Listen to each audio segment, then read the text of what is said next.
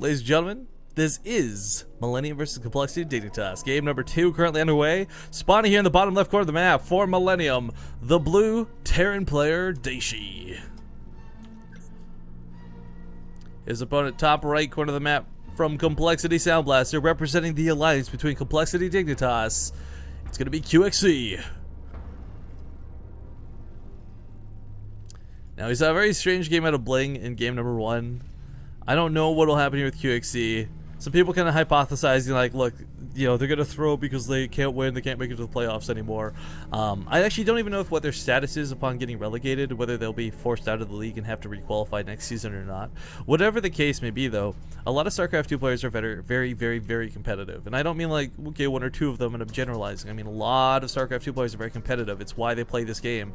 There might not be money on the line for this match, and there might not be the ability to qualify for top 4 finals or playoffs or anything of that means, but it's about taking a win off of a player like Dayshi, knocking down somebody out of the cup, and oh wow, Siloki just donated $25. Thank you very much for that, man. Thanks for providing such quality entertainment day after day. This is for you. Use it how you like. Oh man, thank you so much for that. Very generous. I feel a little girl squealing all over the place here. Dayshi, sorry, I'm so bad with donations. Get back on track, Rifkin. Dayshi versus QXC here. We saw the game earlier today versus Innovation versus XY. It kind of played out to be that typical TVT where one player goes for the Banshee, the other player goes for the counterbuild of the Banshee. The 1-1-1 has come back into style in a big way, but what we do see QXC doing right off the bat, walling off the front of the ramp. By doing this, this cuts out the Hellion problem, like right off the bat. Now he's going to scout around and miss-scout once, but not twice. And hopefully, oh god, I love watching chat with those wubs. Hopefully we're not going to have that really abrupt game, because these guys are actually both so good at TVT, or not so good at TV, which I'm saying here, but like Terran in general, that this would be one of those really sick late games to watch, where you got drops going off left and right, battlecruisers potentially coming out. Small shout out to Dayshi, by the way, who did do that battlecruiser swap yesterday versus Happy in Nation Wars, but they're both going to open with the Reaper. Reaper Wars are very much the most awkward things to watch fight in StarCraft 2. Pretty much whoever gets the first shot off wins, and if the other person's near a cliff, they can actually win the fight by shooting the other. But he'll find the SCV right off the bat and may think that QXC, oh, he's gonna miss the SCV. Oh, turn around, go get it, free kill. Okay, didn't see it. It was on the minimap for like a fraction of a second, but he didn't go get it, didn't see it. He'll miss scout, but there we go, the SCV will be the hero of the day, confirming Dayshi's base. 2 Reapers out of QXC is actually a little bit curious. This is actually something that could hurt Dayshi, as Dayshi's own Reaper is not going to be at home to defend, and you don't want to pull SCVs into 2 Reapers. Now, he's double pumping Marines instead of waiting for the reactor to go on that factory, and that's perfectly fine. But still, even Marines have a bit of trouble dealing with Reapers. The whole trading mechanic with the healing and whatnots, but oh no, for QXC, this is really bad! First blood. Oh, that was something that was advantageous that just kind of got thrown out the window. Second Reaper decides to go back home. Dayshi is getting a couple kills with this, or he's gotten 1 so far. Almost gets another. For those who don't know, SCVs can actually be repaired to the point where 1 Reaper's DPS isn't enough to kill them. I think it's 4 SCVs you need for that. The repair mechanic is so silly, so stupid. Wow, Dayshi's actually getting work done with his Reaper here. This is... I was talking about how Dayshi might be in a bit of trouble from QXC's 2 Reapers, but he kills one of QXC's Reapers like it's nothing at all. Second Reaper coming back home to defend, but Dayshi's going to have killed 3 workers. 4 workers! He might get a 5th one. Nope, okay. That'd be pretty crazy if you got a 5th one, but... well, of course, you get the one that was on the side of the field. So you did get 5 worker kills in total at the start of this game. It's not the most significant trade you've ever seen in your life, but it does set QXC behind.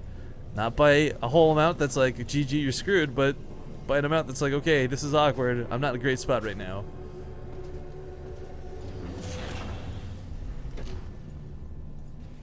But we're going to have the Banshee come out of Dayshi's to follow up. The Reaper is coming back for a little bit of action, but there's Hellions out, there's Marines out. QXC's not going to get anything done with this. And while Dayshi's command center is finished up, QXC's only just now training to the orbital. So every step of the way, Dayshi's looking to be a little bit further ahead of his Terran opponent. For QXC, it looks like he's also going for this, but this, I don't think it's going to be cloaked Banshees. He doesn't have the gas for it, so I want to say a Viking or a Raven first. Just that sort of defensive play might be better for him. I mean, he could still go for cloaked Banshees, but the second gas is so much later that it's not going to be too efficient. The big thing with that Reaper that just died, though, QXC did scout that. Dayshi was going for Banshees, and his cloak was already spinning. He's got to know his is going to be behind. But the one thing that you could take into consideration for Ultra Team Stronghold is it's not really going to matter. By the time your Banshee's across the map, cloak will probably be finishing anyways. Even though it's an air travel unit, distance from base to base diagonally still incredibly long. What's that whole like Pythagoras theorem? Like a squared plus b squared equals c squared? Like he's traveling along c squared.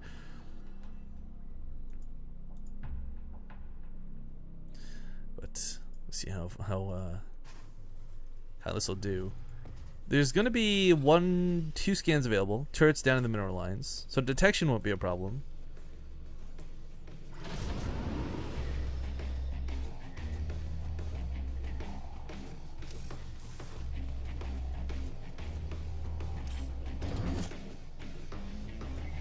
There's of course always that little bit of a sweet spot you can hold position with the Banshee, but not when there's Marines there.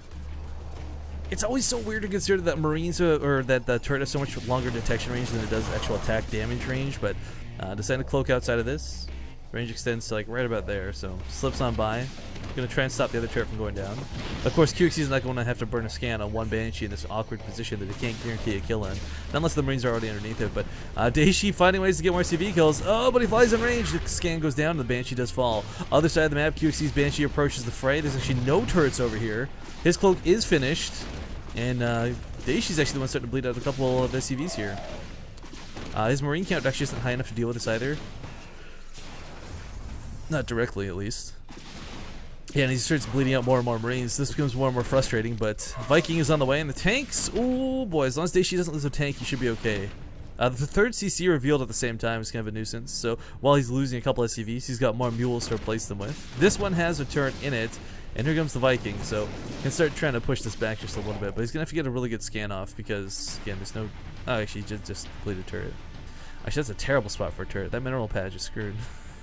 But okay, as he flies into this, the Viking will get some shots off. The turret may even catch him with a little bit of damage. Bit of an awkward Banshee here, but QXC manages to eke out 9 kills, so evens up the workers killed, but still doesn't have that third CC up and running yet.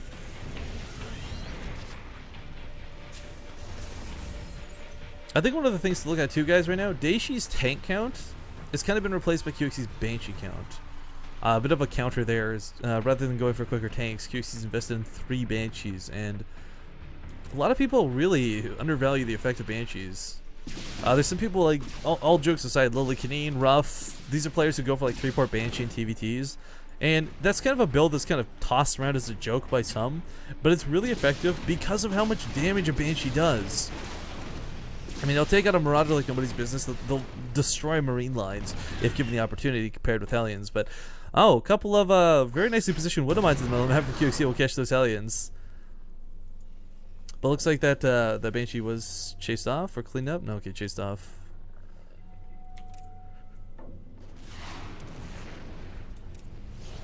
So yeah, 3 Banshees, gonna absolutely be able to wreck Dayshi's tank count. The problem is, can't really dive into it. There's gonna be a combination Vikings as well as a couple Marines guarding it. Oh, hey.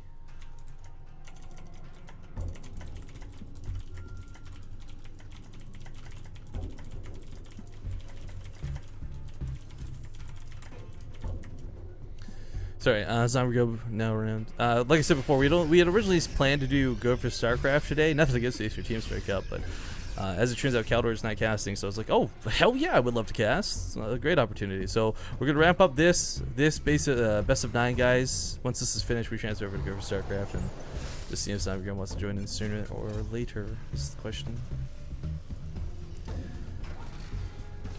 But the tank count for Dayshi, despite the fact that the Banshees will be kind of a direct counter to it, looking pretty good. Problem is, QXC's also got 3 tanks behind this.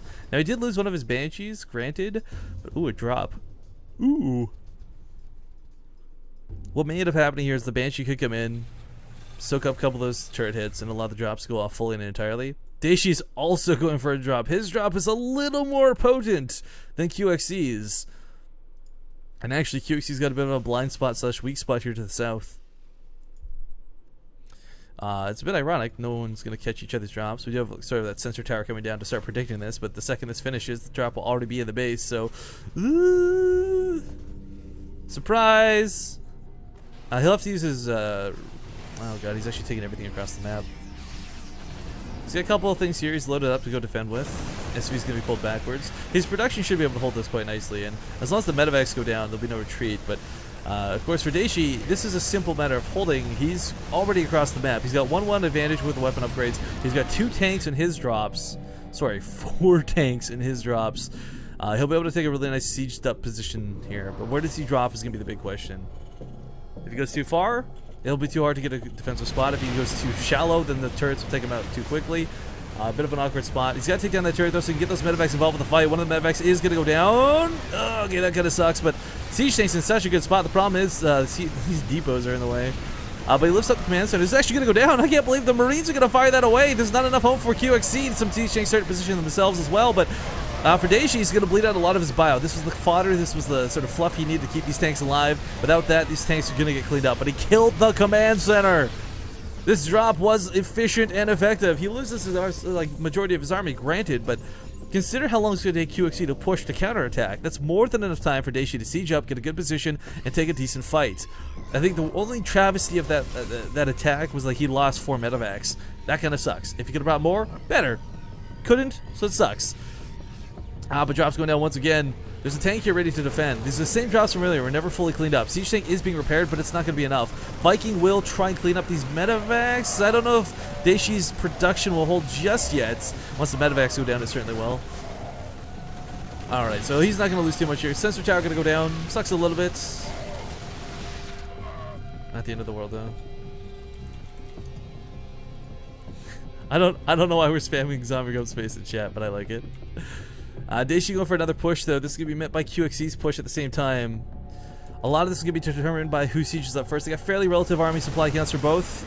Sieging up here is going to be QXC, and Dayshi takes a bit of a spread fight, but this actually lets him get on top of the tanks much sooner, much faster. QXC's tanks start bleeding out, and he's got more reinforcements on the way. I think the tank count of Dayshi is going to prove to be supreme here. The Marauders going to help take this out as well. You typically don't see Marauders, by the way. A lot of the times in these Marine tank fights, it's strictly that, Marine tanks. No Marauders mixed in. But with 2-2 on the way here for Dayshi, with level 1 upgrades coming up for his tanks, he's not going to catch up to QXC's weapons, but he'll take the advantage in the armor. He'll have the ground weapons as well for the siege tanks, making them a little bit more strong, a little more potent.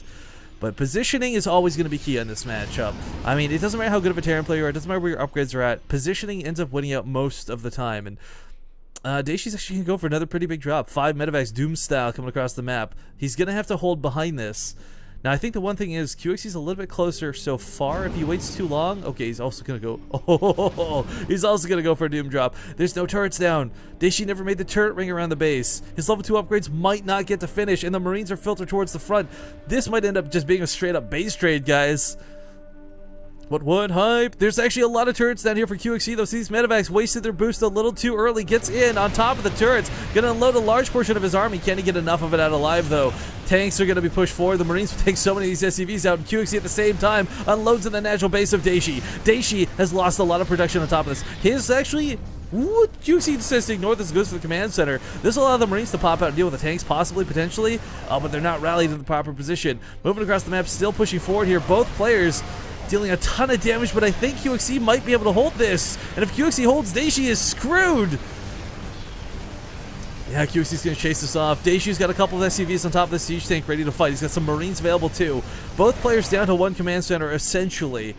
But QXC's actually not even an orbital, oddly enough.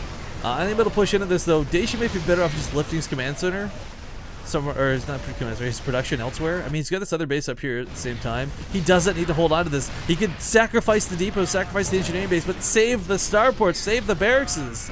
The barracks apostrophe, whatever. 2 tanks at a time here at the natural. More barracks being placed down elsewhere. And these medevacs are looking to see just how much of the army's left, and the answer is really not a lot. Other side of the map, still pushing forward, though, is Dayshi. Those reinforcements look like they might be able to break this. Both players just chipping away. It's about as... What? Why does it still say a Marines being built out of this? Game heart bug. Both players are really just scrapping it at hardcore. Losing the starport for Dayshi is going to sting a little bit, but he doesn't need medevacs anymore at this point. Doesn't need Vikings. It's all about getting Marines and tanks out. Oh, with 3 factories, he's looking to be in not a bad spot at all, to be honest. He took this other base up here towards the north. But he's going to try and break this. Gets on top of QXC's tanks right away. Takes those out really quick. He doesn't have medevacs on his side, but he's got numbers 2 Marines, so he pushes this back. QXC driven back away. GG, Dayshi holds! Game number 2 will go to Millenium.